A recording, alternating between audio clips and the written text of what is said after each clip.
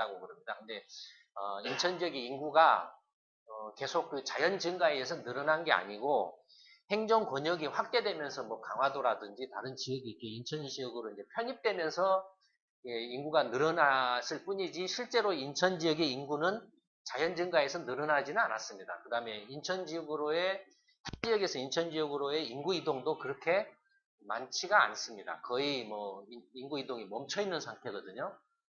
그런 상태에서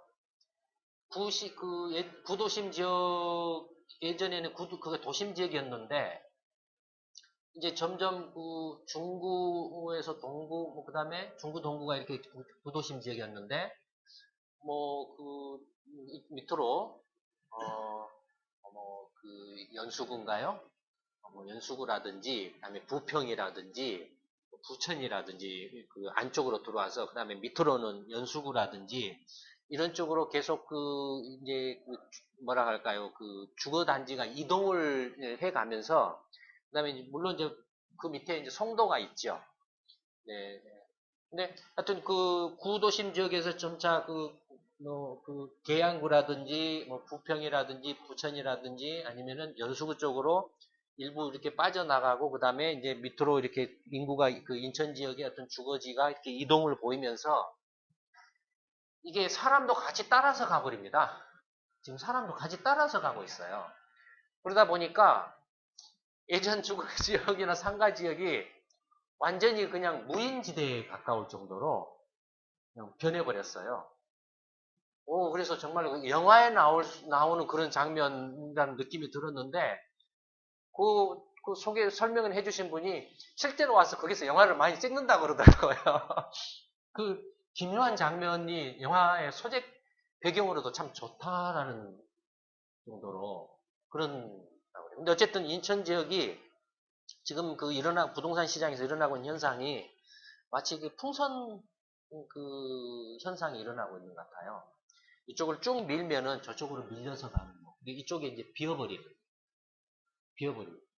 근데 개발이 안 된다든지 아니면 이쪽에 그 사람이 완전히 비어버리는 그런 슬럼화된다 그럴까요? 그런,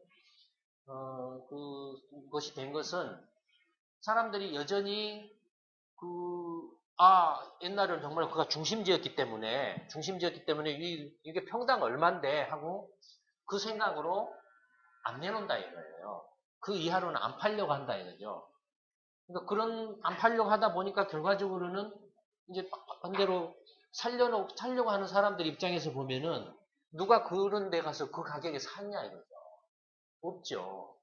사실은 거기가 폐허 내지는 슬럼화가 안 되려면 가격이 빨리 조정이 돼서 상당한 수준으로 이렇게 하락해가지고 그 가격에라면은 내가 거기 가서 살겠다. 거기 가서 가게를 하나 열어서 장사를 하겠다.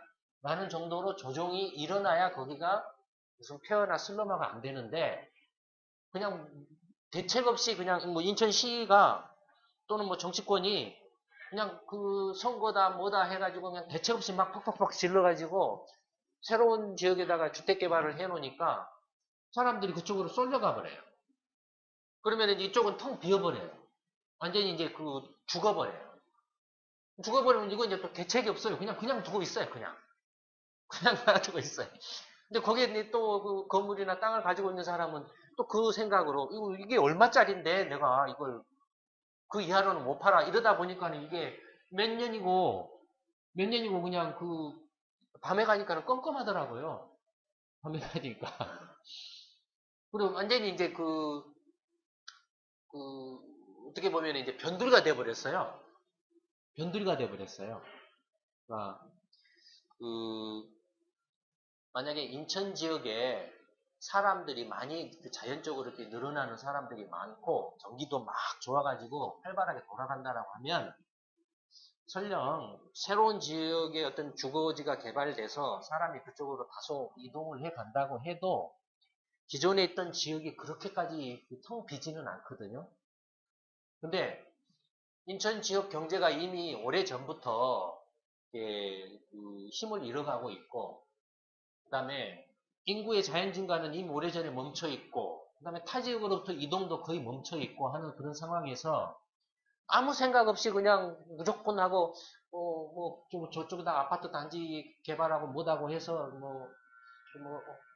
하여튼 거기서 한몫 챙겨 먹는다든지 아니면 선거 어떤 선심성 공약을 한번 질러대가지고, 이렇게, 그, 단지를 하나 개발을 이렇게 하게 되면, 결과적으로 이쪽, 기존에 있던 지역들이 다 텅텅텅 비어버리고, 다 죽어버려서 도시 전체가 아주 기형적인 모습이 되어버리는 거죠.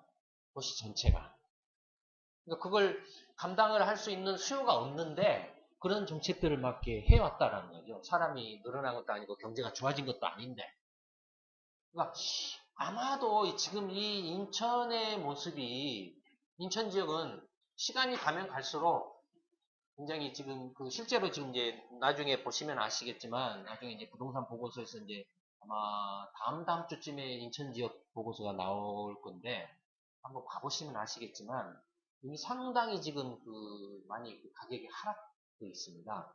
그러니까 기존 지역의 폐허가 되다시피 한 표현이 좀 너무 심한 표현이긴 하지만 좀 텅 비다시피 한 그런 기존 지역뿐만 아니라 새로이 어떤 개발된 단지의 경우에도 가격 하락이 크기가 굉장히 심해가지고 밀려가니까 특정 지역으로 이렇게 밀려가는 힘에서 초기에는 가격이 폭등을 했다가 어느 정도 시간이 좀 지나고 나면은 이제 그것이 급격히 또 깔아앉는다.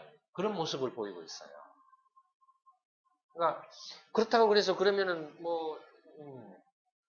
송도 같은 경우도 상당히 심각한 상황인데 이미 인천경제자유구역청 책임자가 작년 연말인가 스스로 사표내고 물러났죠. 실패했다고. 물론 어떤 음, 인천경제자유구역청의 총장인가 하는 사람이 스스로 인천 송도 개발에 대한 어떤 실패의 책임을 지고 물러날 정도라고 한다면 나머지는 굳이 말할 필요가 없겠죠. 그러니까 그런 상황이다 이거죠. 그러니까 경기 지역도 이미 인천과 비슷한 현상들을 보이고 있는 데가 있습니다. 그래서 어제 인천을 갔다 와서 보면서 가만히 생각을 해보니까 이 신도시 지역이 비슷한 양태를 보이는 것 같아요. 그러니까 근데 신도시 지역은 반대로 신도시가 이게 신도시로 주로 주거단지로 개발되다 보니까 애초에 건설됐던 지역에서 외형 확장성이 없습니다. 애초에 분당이든 일산이든 용인이든 안양이든 이런 지역 군포도 이런 지역에서 새로 이렇게 처음에 지었던 그런 어떤 중심부에서 그 후에 이제 부동산 투기가 막 일어나가지고 외부로 확장돼서 이제 새로 막 지었던 데 있잖아요.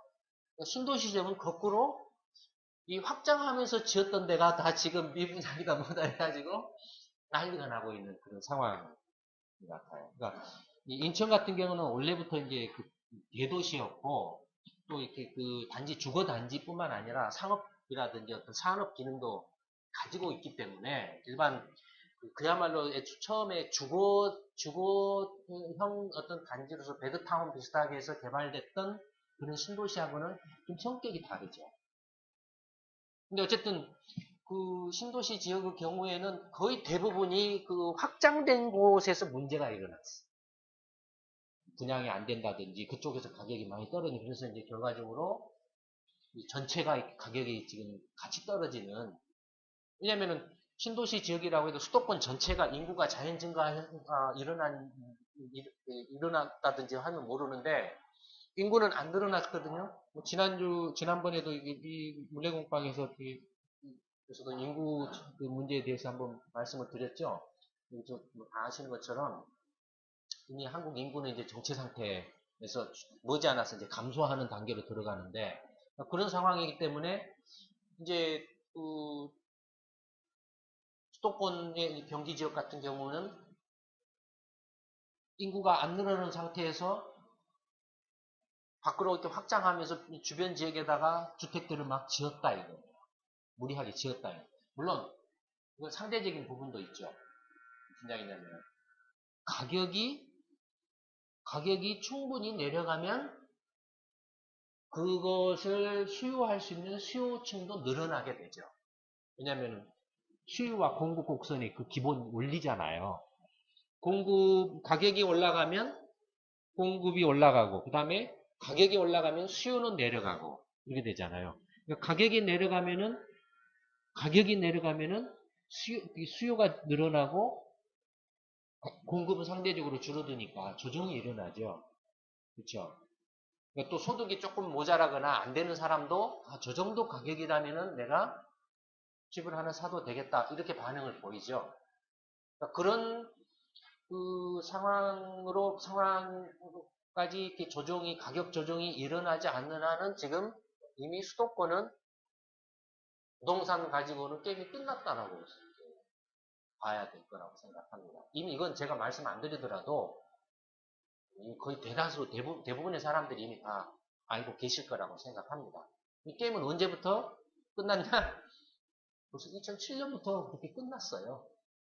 근데 그때는 초창기 거품이 이제 막 제일 꼭지점에 또 다래가 뉴타운이다 뭐다 해서 막 폭등했다가 제일 꼭대기에 도달한 그 초창기 단계라서 초기 단계라서 몰랐죠 사람들이.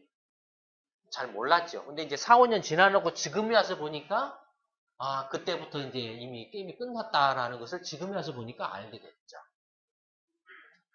이미 대다수 사람들이 이제는 요새는 이제 부동산으로 돈 버는 건 이제 끝났어라고 하는 그런 이야기 하는 사람들이 거의 대부분인 것 같더라고요. 예전에는 저도 밖에 가서 사람들 만나서 이야기 들어보면 그런 이야기 하는 사람 그렇게 별로 많지 않았거든요. 근데 지금은 만나는 분이 한 10분에 한 7, 8명은 다 그런 식으로 이야기를 해요. 그러니까 이런 이야기들을 알든 모르든 간에 알든 모르든 간에 직접적인 간접적이든 간에 부동산 시장 상황이 어떻게 돌아가고 있다는 것에 대해서는 이미 느끼고 계신 것 같아요.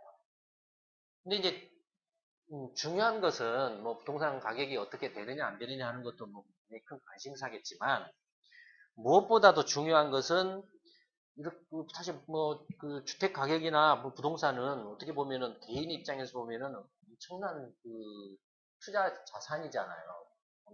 저 개인의 전 재산이나 마찬가지일 정도로 이 금액 단위가 크지 않습니까? 그거 굉장히 중요하죠. 예, 중요하고 이거 잘못하면 엄청난 손해를 보고 그로 인해서 파산할 수도 있죠. 부동산은. 그러니까 그렇게 중요한 것인 만큼 굉장히 이런 그 부동산에 대해서 투자를 한다든지 뭔가 관심을 가질 때에는 중요한 결정을 할 때에는 말할 수 없이 신중에 신중을 거듭해서 해야 되겠죠. 뿐만 아니라 이렇게 엄청 자기 전 재산이나 마찬가지인 부동산에 대해서 중요한 의사결정을 할 때에는 어떻게 해야 되겠습니까? 가능하면 하나라도 제대로 된 정확한 정보를 가지고 해야 되겠죠. 근데 지금까지 부동산과 관련해서 부동산 시장에 관해서 제대로 된 정확한 정보가 있었냐라는 거죠. 없었죠. 얼마나 난장판이었으면은 그런 부동산 시장에 대해서 정확한 정보가 없었으면 그 나중에 국토부가 하도 그 거짓 정보나 사기 정보가 나한테 판을 치니까 나중에는 국토부가 실거래가 지수를 직접 이렇게 신고하도록 해가지고 그걸 발표한다라고 해서 실거래가 지수가 발표되게 됐습니다. 그러니까 그동안의 한국의 부동산 시장은 어떻게 보면 사기 이렇게 투정판이나 마찬가지였다라고 봐도 과언이 아니죠. 근데 지금도 여전히 부동산 시장에 관해서는 말할 수 없는 잘못된 정보나 엉터리 정보, 그다음에 믿을 수 없는 정보들이 넘쳐나고 있죠. 그다음에 국토부가 발표한 실거래가 지수라는 것도 실제로 일반 분들이 활용하기에는 굉장히 많은 한계가 있습니다. 엄청난 전국 모든 곳에서 거래가 일어나는 그 아파트 가격 거래 정보를 담고는 있지만 일반 사람들이 자기가 관심을 갖고 있는 지역의 가격을 단편적으로 볼 수는 있어도 전체적으로 이게 이제 체계적으로 보기는 힘들죠.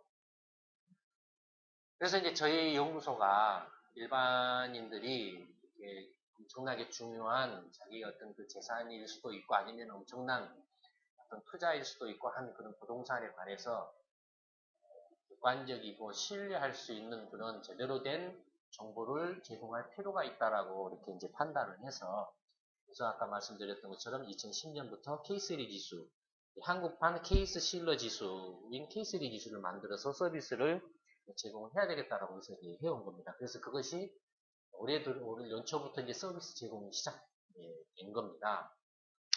근데 이제 작년 연말 경제전망 세미나 때 오신 분들은 이미 이 설명을 한번 들으셨겠지만, 예컨대 이제 한국의 경우에 아파트를 기준으로 해서 보면, 지금 이미 이제 아파트가 전체 주택의 한 60% 정도를 차지하고 있죠. 그러니까 이미 이제 주택 하면 거의 아파트하고 거의 같은 개념이 되다시피 할 정도로 됩니다. 그러면 사실 주택 시장의 동향을 가장 정확하게 나타내는 것은 물론 전체 거래되는 주택의 가격을 지수화해서 내는 것도 의미가 있지만 그것보다는 표준주택, 표준형 주택의 가격 지수를 정확하게 만들어서 제공하는 게 무엇보다도 중요합니다.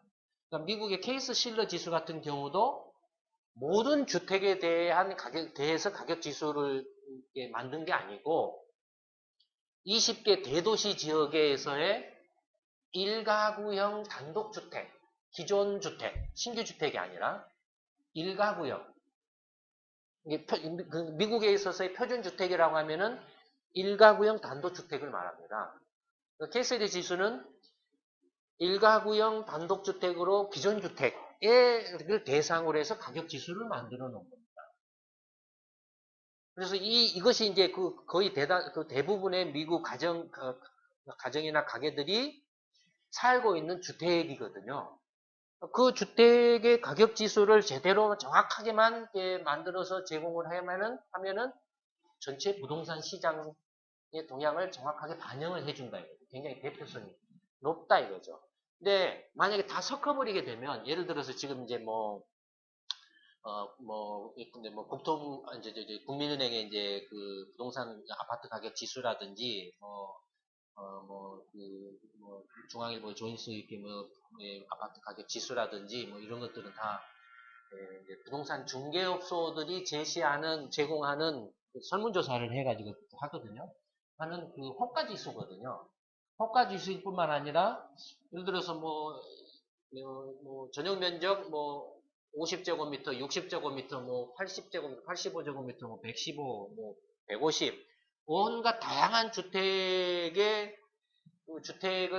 다 그냥 막 뒤죽박죽 섞어가지고 내거든요. 그럼 여러분들 이미 아파트 관심 있는 분들은 다 아시겠지만, 이른바 소형 평수와 중형 평형과 대형 평형의 가격 동향이 완전히 다르죠? 완전히 다르죠? 근데 소형 평형은 거의 안 움직인다. 이거예요. 굉장히 왜냐면은 정말로 이제 실수요가 많기 때문에. 근데 이제 투기 대상이 강도가 높은 이 중형 평형과 완전히 투기에 가까운 대형 평형 같은 경우는 굉장히 뭐랄까요. 가격 변동의 어떤 투기라든지 어떤 시세 변화에 대해서 이렇게 가격 변동이 민감하게 반응을 한다. 이거예요. 그러면 이걸 만약에 다 이 세 개를 섞어버리게 되면, 소형은 이렇게 이렇게 안 떨어지고 있는데, 대형은 이제 많이 떨어지고 있고, 중형도 떨어지고 있는데, 섞어버리게 되면은, 이게 전체적으로 별로 안 떨어진 걸로 나와버릴 수도 있죠. 그러면 사람들이 생각할 때 부동산 시장이 아직도 괜찮네? 라고 이렇게 착각을 할 수 있다, 이겁니다. 그러니까, 주택의 경우에는, 주택 평형별로 사실은 별개의 상품입니다. 별개의 상품이에요. 별개의 상품이고 그 별개의 상품 중에서 대표성이 높은 상품별로 가격 지수를 따로 만들어서 제공해 주는 게 굉장히 중요합니다. 그걸 다 섞어버리면은 대형, 소형, 중형 이렇게 구별이 안 돼서 그냥 이게 중화를 시켜버려요. 가격 변동을. 중화를 시켜버려요. 그렇지 않겠습니까? 서로 상쇄를 시켜버려요. 그러면 부동산 시장 상황에 대해서 제대로 정보를 파악할 수가 없게 되죠. 그런 지수를 봐서. 실제로 예컨대 서울 같은 경우에 30평형 2000년대 초에 30평형 경우에 뭐 1억 5천원이었는데 지금은 뭐 한 4억 원 뭐 하는데 보통 뭐 그러죠. 그렇지 않습니까? 몇 배 올랐죠? 한 두세 배 올랐죠? 근데 국민은행의 아파트, 서울 지역의 아파트 그 가격 지수를 보면은 70%밖에 안 올랐습니다. 가격 지수를 보면 저는 10년 동안에 이건 뭘 말합니까? 다 섞어버리다 보니까 이게 짬뽕이 돼가지고 서로 상쇄를 시켜버린 거죠. 그 다음에 이게 호가기 때문에 부동산 중개업소들이 그냥 감으로 이렇게 해서 내는 호가기 때문에 가격이 떨어진다라고 하면은 또 이렇게 영업에 지장이 있을 수도 있겠죠. 그런 것들도 좀 그런 이른바 오차 데이터 수집상에서의 오차도 심각하게 발생할 수도 있죠. 그러니까 그런 것들이 이제 종합적으로 반영이 이렇게 돼서 아마 그런 부동산 시장 상황을 제대로 반영을 못하고 그런 지수를 보고 이제 개인들이 뭐 아파트를 뭐 사내 파내 뭐 이렇게 하다가 물려가지고 지금 와서는 빼도 박도 못하고 이런 상황에 처한 경우가 지금 허다하죠. 그래서 그런 것들을 이제 근본적으로 이렇게 좀 예, 잘못된 정보들을 과감하게 조금 해소를 하고 정확한 정보를 제공을 해야 일반 사람들이 부동산과 관련해서 엄청난 피해를 줄일 수 있다 이겁니다. 그래서 저희 연구소가 이제 그걸 위해서 조사를 쭉 해왔어요. 저는 2010년 초부터 그러니까 한 2년 가까이 조사를 해왔죠. 예를 들어서 서울 지역에 아파트 이 도표를 보시면 아마 잘 보실지는 모르겠습니다만 이쪽 그 축이 이게 이제 2006년 이전에 입주된 아파트고 밑에 그래프는 2006년 이후에 입주한 아파트들을 대상으로 해서 조사를 한 건데 뭘 조사를 했냐면은 이게 이제 면적입니다. 전용 면적 22제곱미터부터 쭉 해가지고 전용 면적 245제곱미터. 245제곱미터면은 한 8, 90평형. 평형으로 치면 면적이 뭐 이 정도 될 겁니다. 그러니까 실제로는 이제 뭐 공유 면적까지 하면은 100평이 넘는 이런 아파트가 되겠죠. 그래서 이렇게 그 면적별로 전용 면적별로 그 아파트가 얼마나 있는가 그 분포를 다 조사를 했어요. 이 작업이 굉장히 많은 품이 들었습니다. 여러분들 보시는 건 쉽지만 이거 도표 하나 그리는데 얼마나 많은 실제로 서울 지역에 있는 거의 대부분의 한 1100개 단지에 한 70만 가구를 다 조사를 했어요, 저희가. 평양을. 조사를 해서 쭉 이렇게 이제 이렇게 어느 면적에 가장 얼마만큼 이렇게 집중되어 있느냐를 조사를 했어요. 보시면 아시겠지만 이게 가장 좀 높게 나왔죠. 이게 뭐냐면은 전용 면적 85제곱미터입니다. 옛날로 치면은 32평형대입니다. 그러니까 32평형대가 압도적으로 많고 그 다음에 이제 전용 면적 60제곱미터. 옛날 평형으로 치면은 한 25평형, 6평형 정도. 두 번째. 그 다음에 이제 전용 면적 115제곱미터. 옛날로 치면은 한 40평형 정도. 그 다음이 이제 50제곱미터. 옛날로 치면은 이게 한 20평형? 18평형? 뭐 이 정도 되죠. 그렇게 나타나고 있죠. 나머지 뭐 전용 면적 뭐 이렇게 뭐 150 뭐 이렇게 넘어가는 이런 것들은 거의 이렇게 거의 눈에 확인이 안 보일 정도로 굉장히 적습니다. 지금 이게 다 있긴 있습니다. 다 있긴 있는데 그러니까 이게 보시면은 압도적으로 뭐죠? 죄송합니다. 압도적으로 이 전용 면적 85제곱미터와 60제곱미터에 집중되어 있는 걸 알 수 있죠. 그 다음에 이제 뭐 115제곱미터 이 세 개에 집중되어 있는 걸 알 수 있죠. 그러니까 부동산 시장을 정확하게 그 상황이 어떻게 돌아가는가를 알려면은 이 세 개의 표준 이게 말하자면 서울 지역으로 치면 표준주택입니다. 이게 이 표준주택을 대상으로 해서 가격 지수를 만들어서 제공을 해줘야 그게 올바른 정보인 거죠.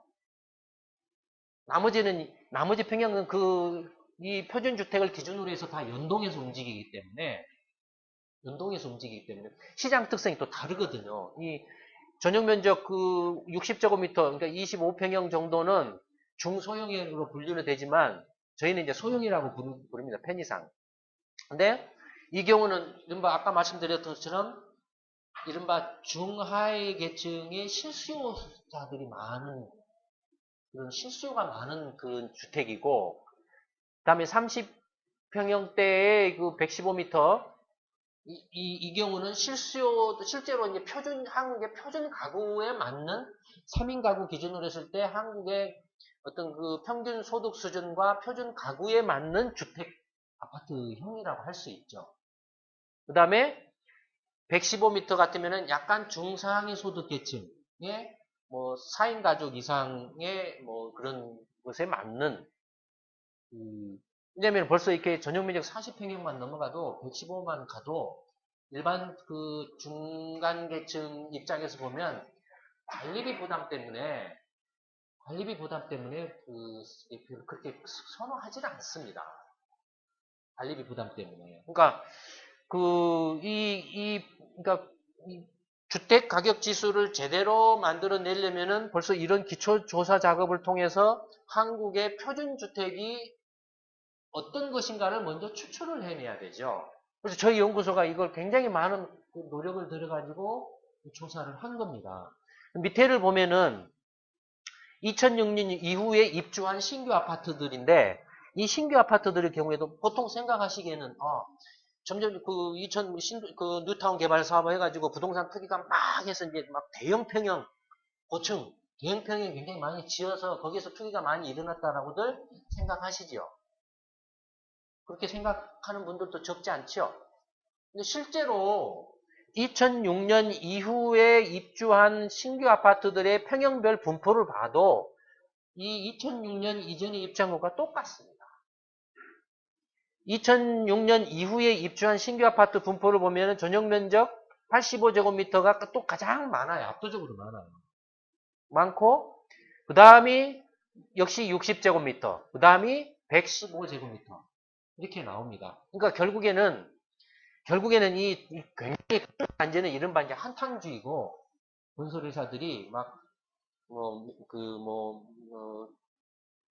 몇십억 짜리 해서 거의 투기적으로 이렇게 하는 그야말로 그냥 투기판 비슷하게 하는 거고 실제로는 한국의 그 아파트 시장은 다 전용 면적 85제곱미터, 그다음에 60제곱미터, 115제곱미터에 다 집중이 되어 있습니다. 그다음에 그 밑으로 내려가면 이른바 이제 전용 면적 이제 50제곱미터, 조금 더 내려가면 전용 면적 40제곱미터 이런 정도에 집중이 되어 있죠. 그러니까 이게 지금 어떤 주택의 어떤 공급 측면에서도 이런 그 특정 평형에 집중된 면도 있지만, 그러나 이 특정 평형에 집중된 가장 근원적인 원인은 그 평형에 수요가 있기 때문에 그렇습니다. 그 평형에 수요가 있다라는 것은 그 평형대를 감당할 수 있는 가게가 그 평형대에 집중되어 있다라는 거죠. 그렇죠. 이걸로만 봐도 대개 가구의 소득 수준을 알 수도 있죠. 이것만 봐도. 그러니까 그래서 저희 연구소가 만든 K3 지수는 아까 말씀드린 미국의 그 케이스 실러 지수가 일가구형 단독주택 기존의 단독주택을 이제 표준주택으로 해서 지수를 만든 것처럼 저희 연구소가 만든 K3 지수는 아파트를 기준으로 해서 전용 면적 85제곱미터와 전용 면적 60제곱미터, 그 다음에 전용 면적 115제곱미터 이 세 가지를 기준으로 해서 지수를 만든 겁니다. 근데 전용 면적 115제곱미터도 사실은 생각만큼 여기서는 지금 세 번째로 많은 걸로 나와 있지만 실제로 지수화 작업을 하기에는 이 수가 너무 적습니다.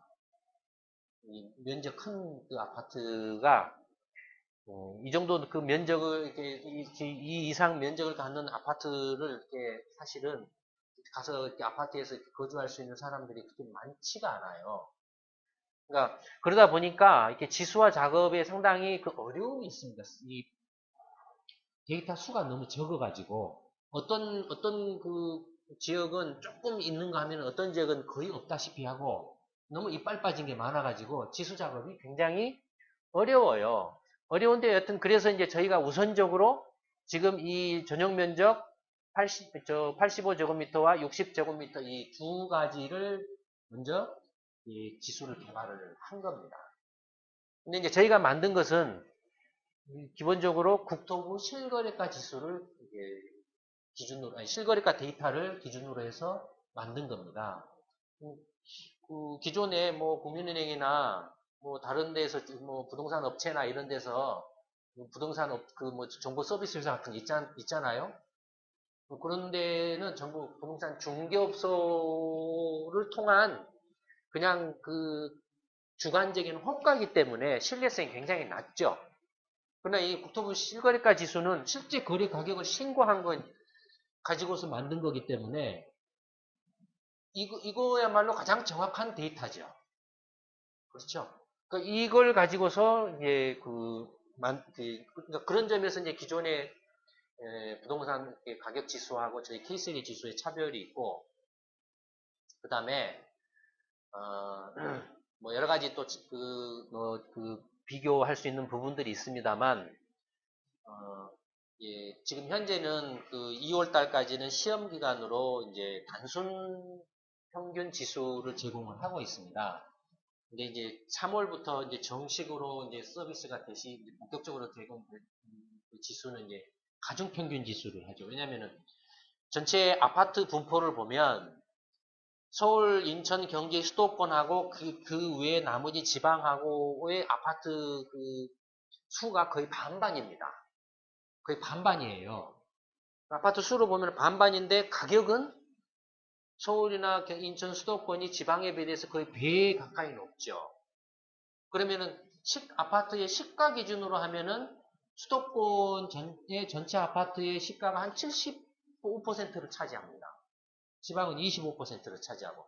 근데 단순 평균을 하게 되면 어떻게 되겠습니까? 지방하고 수도권 전국 뭐 아파트 가격 동향 지수 해가지고 단순 평균을 해버리면 어떻게 되겠습니까? 지금은 수도권은 다 떨어지고 있는데 지방은 올라가는 거거든요. 단순 평균하면은 올라가는 걸로 나와버리죠. 실제로 75% 시가 기준으로 75%를 차지하는 수도권의 아파트 가격이 떨어지기 때문에 가중 평균을 하면은 떨어지는 걸로 나오겠죠. 그렇죠.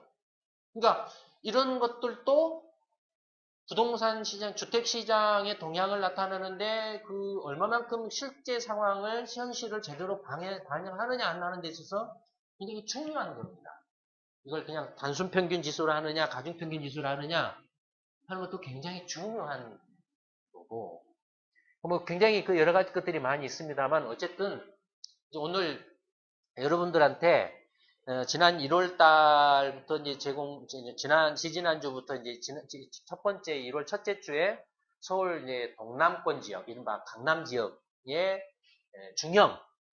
중형의 경우에 하나의 그 샘플 예를 한번 이제 보여드리도록 하겠습니다. 중형. 동남권 지역과 그다음에 지난주에는 동북권 지역 자료가 나갔습니다. 그래서 이렇게 동남권 지역과 동북권 지역의 중형, 이 전용 면적 85제곱미터 국토부 실거래가 지수를 기준으로 해서 한 그 서울 지역이니까 서울 지역 경우에는 가중 평균 지수하고 단순 평균 지수에 그렇게 의미가 없죠. 왜냐면 서울 자체이기 때문에. 물론 이제 구마다 이렇게 차이가 있습니다만 그건 이제 3월부터는 그게 조정이 일어날 겁니다. 그래서 3월부터는 이제 가중 평균 지수 서비스가 제공이 될 겁니다. 어쨌든 지금 이제 그 하나의 이제 그 샘플로 동남권 지역과 동북권 지역의 동남권 지역 4개 구, 동북권 지역 8개 구 해서 12개 구 서울 지역 한 절반을 차지하죠. 구로 쓰면은 구로 치면은 서울 지역 구가 전체 25개 있으니까 그 중에 12개 구의 중형 평형의 실거래가 지수 가격 추이를 한번 보여드리도록 하겠습니다. 먼저 이제 강남구인데요. 강남구 중형을 보시면은 2006년 1월을 100으로 이렇게 삼았습니다. 사실 이미 서울 지역 강남구의 가격은 2006년 초에도 오를 만큼 상당히 올라 있는 상황이죠. 그래서 다시 이제 그 이른바 뉴타운이라고 해서 다시 오르는 게 모습을 보였죠. 근데 보시는 것처럼 강남구의 그 중형 아파트, 전용, 한 32평형대의 아파트의 가격 추이를 보면은 2006년 말에 2006년 1월을 100으로 했을 때 2006년 말쯤에 한 135를 넘었다가 그 이후로는 이렇게 부동산 대책이 있네, 없네, 무슨 대책이네 이렇게 하면서 또 경제가 어떻네, 부동산 시장이 어떻네 하면서 등락을 이렇게 하고 있지만 전체는 어떻습니까? 쭉 이렇게 이른바 이걸 뭐라고 부르죠? 대세 하락이라고 부르죠. 그렇죠?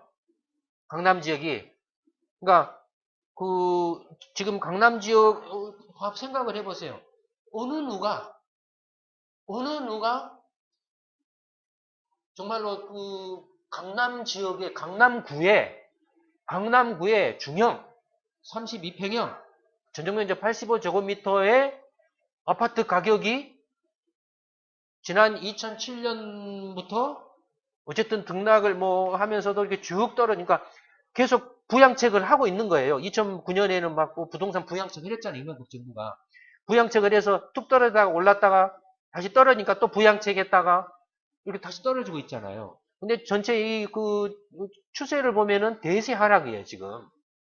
추세를 보면. 그러니까 부양책을 해도 지금 못 받치고, 이렇게 못 더 받치고 있는 거죠. 스스로 지금 떨어지는 힘을 못 막고 있는 거죠. 이건 뭘 말합니까? 대한민국의 가장 부동산 내지는 주택시장 투기 1번지인 강남구 불패신화를 떠들던 버블세븐의 핵심 지역에 그것도 가장 한국의 표준형 주택인 전용면적 32평형의 아파트 가격 지수가 지금 도부 실거래가를 기준으로 해서 저희 연구소가 만들어낸 케이스LE 지수가 지금 대세 하락 계속 떨어지고 있다. 그러니까 한 135에서 지금 현재 어느 정도까지 떨어져? 한 115 정도까지 떨어져 있죠. 그러니까 벌써 지금 2007년 기준으로 치면 이때 이 강남 지역에서 아파트 산 사람들은 피 보고 있죠. 한 20% 떨어진 데다가 그것만 있나요? 그 기회비용을 생각해 보세요. 2007년, 2008년, 2009년, 2010년, 2011년 5년이죠. 5년 동안의 은행 이자를 그냥 계산하기 좋게 5%로 잡으면 25% 환손해서 25%의 기회비용도 발생한 데다가 투자 원금도 지금 까먹어가지고 한 20% 가까이 까먹었죠. 안압팍으로 만약에 투자를 안 했더라면은 차라리 은행에 예금을 했더라면 25% 이자라도 받았을 건데 그것도 못 받으니까 안압팍으로 치면은 40%, 45%, 50% 가까운 지금 손해가 나고 있는 거나 마찬가지죠. 그러면은 그 손해를 만회하려면 어떻게 해야 됩니까? 그 손해를 만회를 하려고 하면 어떻게 되죠?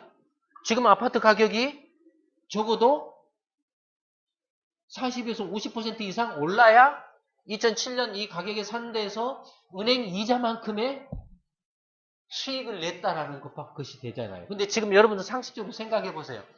지금 가격에서 50% 가까이 오를 수 있을 거라고 생각하십니까? 말이 안 되죠? 말이 안 되죠. 그러면 강남 지역에 이렇게 떨어지는 이유는 뭐죠? 사람이 없어서인가요? 사람이 강남 지역을 다 떠나서 그런 건가요? 사람이 떠나서 그랬나요? 아니면 그쪽에 사람이 갑자기 인구가 줄어버려서 그런가요? 아니죠. 아니죠. 강남 지역은 여전히 사람이 몰려있죠. 그렇죠? 근데 왜 떨어졌을까요? 응? 너무 비싸니까. 그 다음에 너무 비쌀 뿐만 아니라 강남 지역만 놓고 본다면 그렇게도 생각할 수 있지만 그게 강남 지역만의 문제가 아니라 경제 전체 문제가 지금 같이 걸려 있는 겁니다. 무슨 이야기냐면 강남 지역의 아파트 가격이 너무 비쌌어. 야, 저건 너무 심했어. 나 저 가격이라면 나 못 사. 이렇게 할 수도 있지만 경제 전체적으로 경제가 계속 가라앉다 보니까 사람들이 강남 지역에서 저 가격인데 내가 저 가격 가격으로 샀을 때 저게 그만큼 오를 수 있을까? 왜냐면 강남 지역 아파트 값도 경제 전체가 좋아야 그 힘에 의해서 떠받쳐져서 올라가잖아요. 근데 경제 전체가 깔아앉고 있는데 그걸 떠받쳐줄 수 있는 힘이 안 되잖아요. 그렇죠? 그러니까 그런 것들이 알게 모르게 사람들이 그 머릿속에서 작용을 한다 이겁니다. 아, 지금 경제가 전체적으로 이렇게 깔아앉고 있는데 강남 지역 내 아파트 30평짜리 아파트 사면은 저게 가격이 지금 경제가 이런데 오를까? 오를 수 있을까? 이렇게 생각한다 이거예요. 그러니까 가격이 저건 너무 비싸서 저거는 저 정도는 가격이라면 나 못 사. 이렇게 해도 생각하지만 그런 부분도 있지만 또 다른 면으로는 경제 전체가 깔아앉고 있어서 전체적으로 투자 수익률이나 투자의 그 기회비용이 계속 지금 떨어지고 있는 거죠. 전체적으로 떨어지기 때문에 상대적으로 강남의 지금 아파트 가격이 높게 보이는 거예요. 더 높게 보이는 거예요. 단지 경제 전체는 굉장히 잘 돌아가고 있는데 가격이 너무 높다라면은 이게 뭐 이렇게까지 지속적으로 떨어지지는 않죠. 그렇지 않습니까? 조정을 보인다든지 하겠죠. 일시적으로. 그러나 지금 대세 하락을 보이고 있다 이거 대세 하락을. 이 대세 하락을 보이고 있는 것은 대한민국의 부동산 그 거품의 1번지인 강남구의 중형에서 대세 하락을 보이고 있다는 건 한국 경제 전체가 지금 가라앉고 있다는 걸 지금 보여주고 있는 것이기도 하죠. 이렇다 이거예요.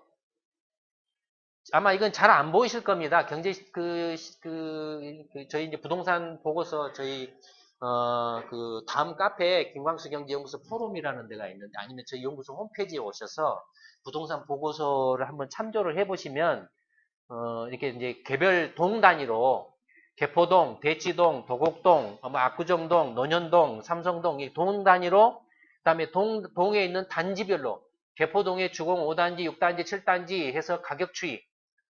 개포동에 이제 아마 잘 안 보이시는데 그냥 듣기만 해보십시오. 개포동의 주공 5, 6, 7단지는 이제 재개발, 재건축 대상들이죠. 이게 그 2007년, 2006년 말에 거의 13억 갔던 것들이 지금은 10억 밑으로 떨어져 있죠. 이건 저희가 만들어낸 게 아닙니다. 국토부 실거래가 지수에 나와 있는 데이터들입니다. 좀 이런 상황이에요. 대치동 봐보세요. 17억까지 갔던 것들이 어떤 것은 17억까지 갔던 것이 지금은 거의 10억까지 떨어져 있죠. 그 다음에 도곡동 봐보세요. 뭐 한 그 15억까지 갔던 것들이 지금 뭐 한 11억까지 뭐 거의 10억 정도까지 떨어져 있죠. 이런 상황이에요, 지금.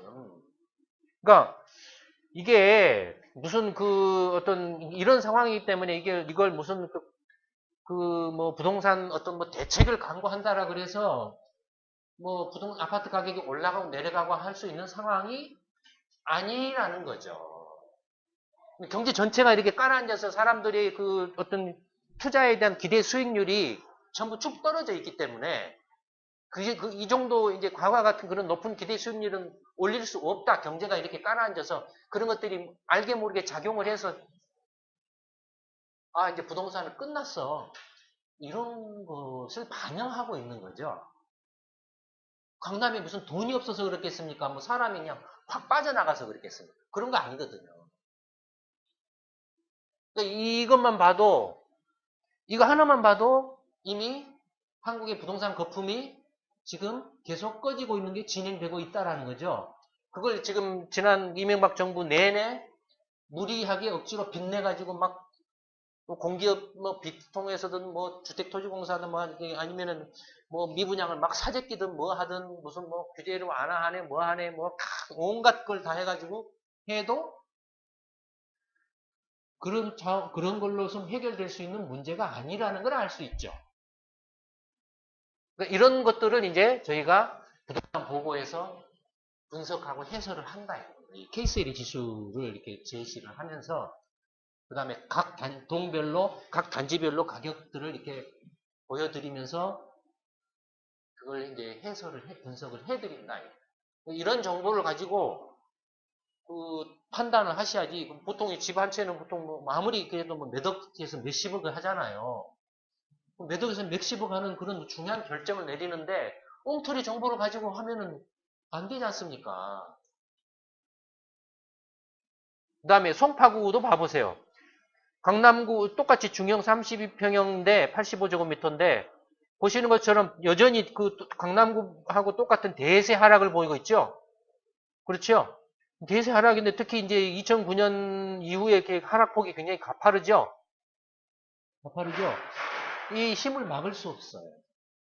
그 다음에 개별 동별로 가락동, 거여동, 마천동, 뭐 문정동, 방이동, 석천동 해서 그 단지별로 가락동 같은 경우도 지금 가락 종상향 시끄러웠잖아요. 시형 아파트 같은 거 이렇게 가격 추이 이렇게 다 나와 있죠. 그런 것들을 이렇게 참고를 해보시면 실제로 지금 강남 지역의 그 표준 주택인 32평형 전용 80제곱미터의 가격이 지금 대세 하락을 지금 벌써 5년째 대세 하락을 보이고 있다는 거.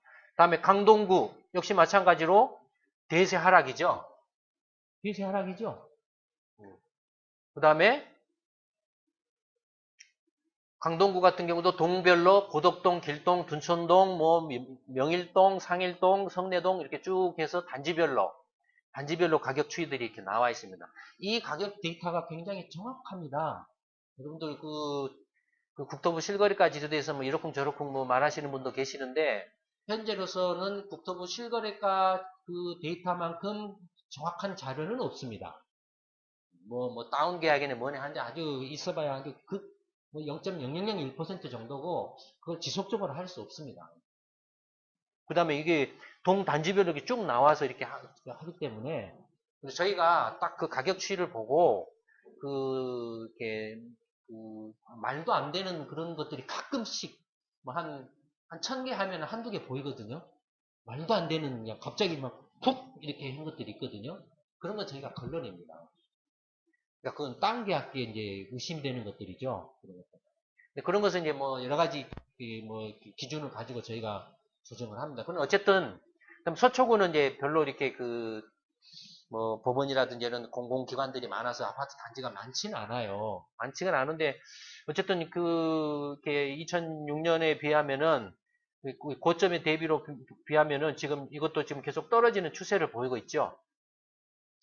요건 이제 지금은 요건 이제 참고를 하나만 더 앞에서 말씀을 드리면 지금 요건 저희가 단순 이제 평균 지수이고 이제 계절 조정을 안 한 겁니다. 지금 현재 첫 번째는 계절 조정을 안 한 비계절 조정치로 이렇게 이제 데이터를 내놓은 건데 뒤에 이제 동부권부터 이제 계절 조정치를 저희가 지금 시범적으로 보여드리고 있어요.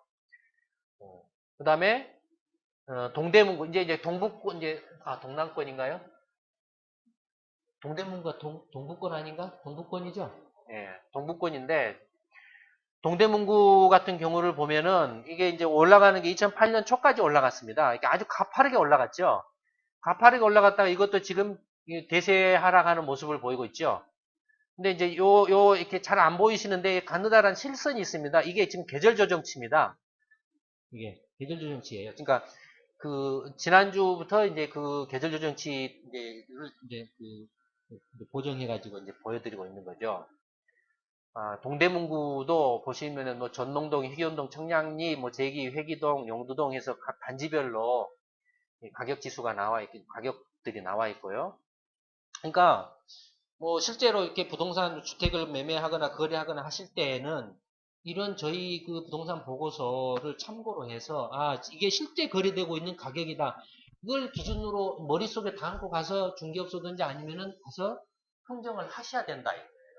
이런 정보 없이 가서 그냥 중개업소나 막 가서 막 주위 사람들 말 듣고 가면은 그래도 나중에 낭패 보면 안 되잖아요.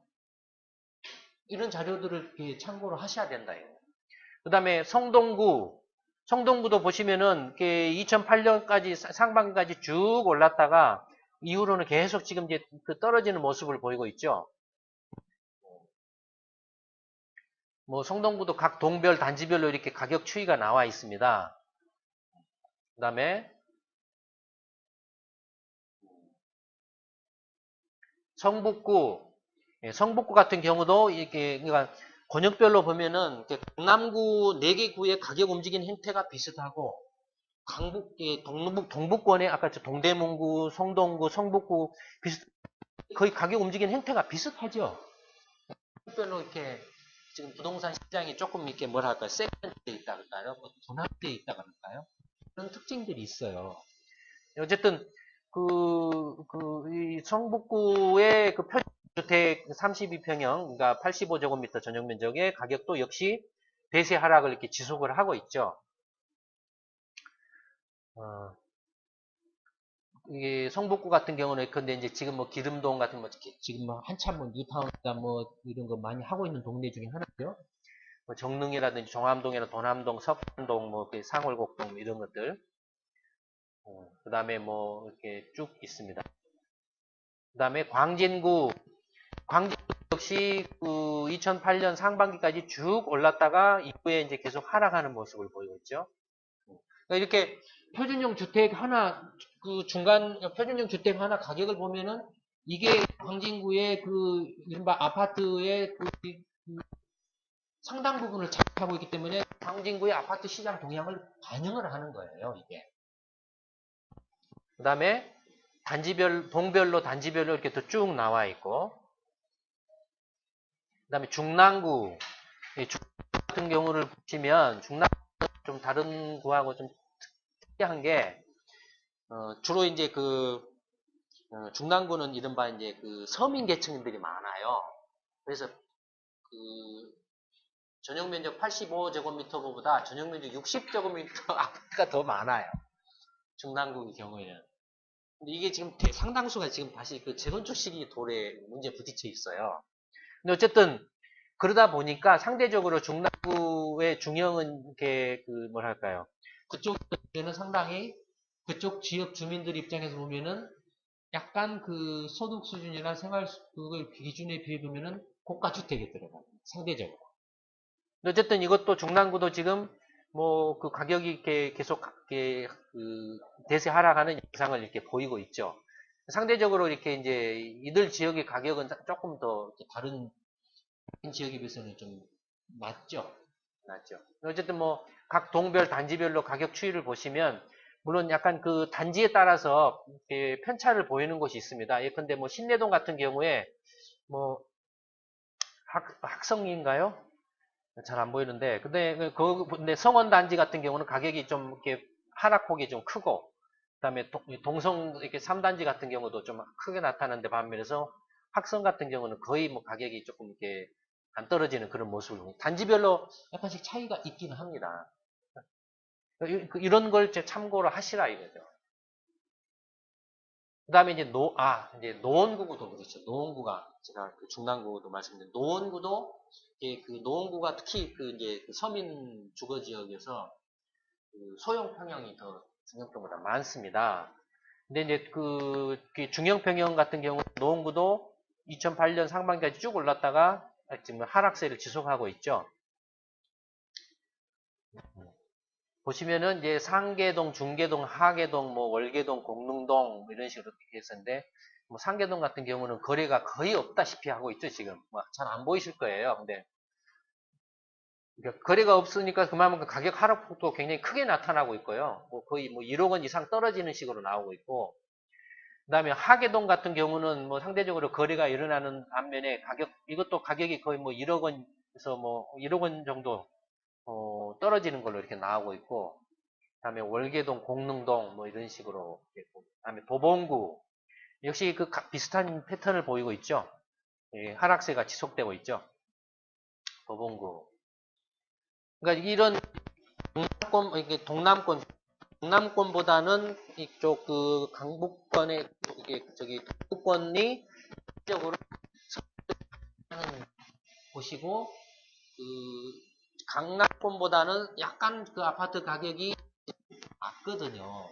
낮고 실수가 이렇게 상대적으로 많기 때문에 실수가 많기 때문에 그, 아직까지는 가격 하락에 대한 어떤 그 반응 이게 좀 둔하죠.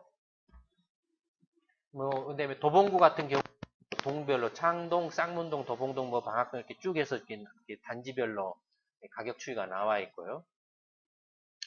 그 다음에 이제 강북구 같은 경우도 이게 가파르게 올랐다가, 그러니까 이 동북권 경우를 보면은 거의 공통적으로 2006년에서 2008년 상반기까지 굉장히 가파르게 오르고 있죠. 이 지역이 늦게 올랐어요. 이 지역이 늦게 올랐어요. 늦게 올라서 그 늦게 오른 거의 다 이때 다 이렇게 벌충한다고 해서 푹 오른 거예요. 푹 올랐다가 지금 쭉 오는 거죠. 그러니까 동북 같은 경우는 떨어지는 폭이 또 좀 더 상대적으로 빠르죠. 그래서 이제 동 단위로, 이렇게 단지 단위로 이렇게 쭉 가격 지수가 나와 있습니다. 지금까지 이렇게 보신 것처럼,